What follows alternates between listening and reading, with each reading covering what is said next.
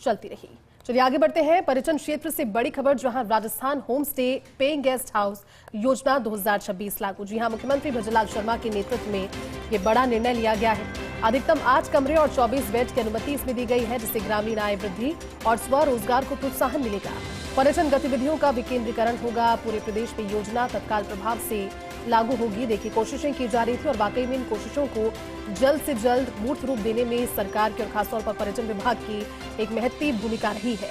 Rajasthan home stay paying guest house योजना 2026 अब लागू हो गई है।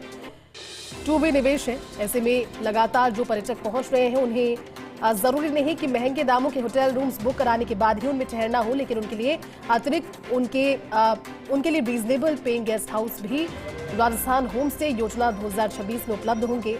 इसके लिए बाकायदा एक नीति बन चुकी है। इसको लेकर के क्या जानकारी है, हमारे साथ सहयोगी और एसोसिएट एडिटर निर्मल तिवारी जुड़े हैं। निर्मल जी, बड़ी खबर है क्योंकि कोशिशें लगातार जारी थी, लेकिन कोशिशों को बातों ही बातों में जल्द से जल्द मूर्त रूप देने का काम पर्यटन विभाग और सरकार ने किया और इसी से Rajasthan home stay paying guest house योजना 2026 अब लागू हो गई है। किस तरह से काम करेगी और किस तरह का फायदा से होगा निर्मल जी आने वाले दिनों में? जैसी राजस्थान की आत्मा उसके ग्रामीण क्षेत्र में बसती है। अगर हमको हमारे परंपरागत व्यंजन देखने हो, परंपरागत पहनावा, हमारी बोली भाषा, कहते हैं ना कि हर 7 कोस पे तो पानी और वाणी दोनों बदल जाते हैं।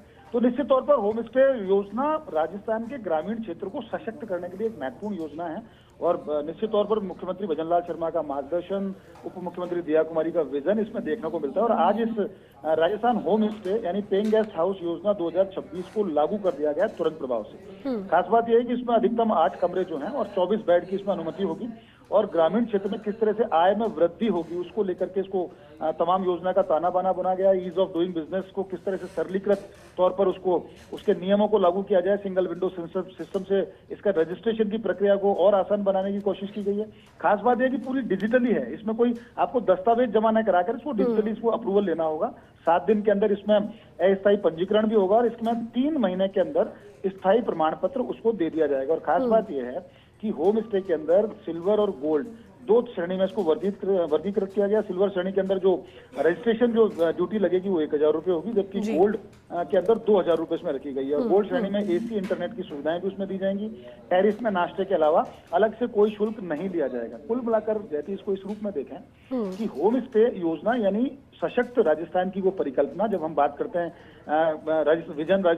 माफ कीजिए, जब हम राजस्थान को विकसित करने की बात करते हैं तो हम देखते हैं कि विकसित राजस्थान 2047 कैसे उसको साकार किया जाएगा। उसमें होम स्टे बहुत ज्यादा महत्वपूर्ण भूमिका निभाने वाली है, क्योंकि आने वाले 10 वर्षों में ये अनुमान लगाया गया था। एसोचैम की भी रिपोर्ट थी, उसके अलावा FSTR ने भी जब अध्ययन कराया गया था उसमें एक साफ तौर पर कहा गया था कि आने वाले 10 वर्षों के अंदर राजस्थान हॉस्पिटैलिटी सेक्टर के अंदर 20 लाख से ज्यादा रोजगार सृजित होंगे। यानी 20 लाख से ज्यादा लोगों को प्रत्यक्ष और परोक्ष रूप से इसमें रोजगार दिया जाएगा। तो निश्चित तौर पर होम स्टे योजना उसी तौर पर देखी जा रही है। ग्रामीण अपने छोटे छोटे जो आवास हैं उनको होम स्टे में बदल सकते हैं। तो उससे न केवल देशी विदेशी पर्यटकों को राजस्थान की जो परंपरा है, समृद्ध सांस्कृतिक विरासत है, उसके साथ तो रूबरू होंगे ही, साथ ही साथ समझ पाएंगे कि ग्रामीण राजस्थान, हम कहते हैं राजस्थान की आत्मा उसके गांव में बसती है। तो गांव में किस तरह का जीवन यापन है, गांव के लोग किस तरह का जीवन यापन करते हैं, कैसे परंपराओं को निभाते हैं, आस्था किस तरह से है, उनके व्यंजन किस तरह से होते हैं, तमाम चीजें देखने को भी मिलेंगी।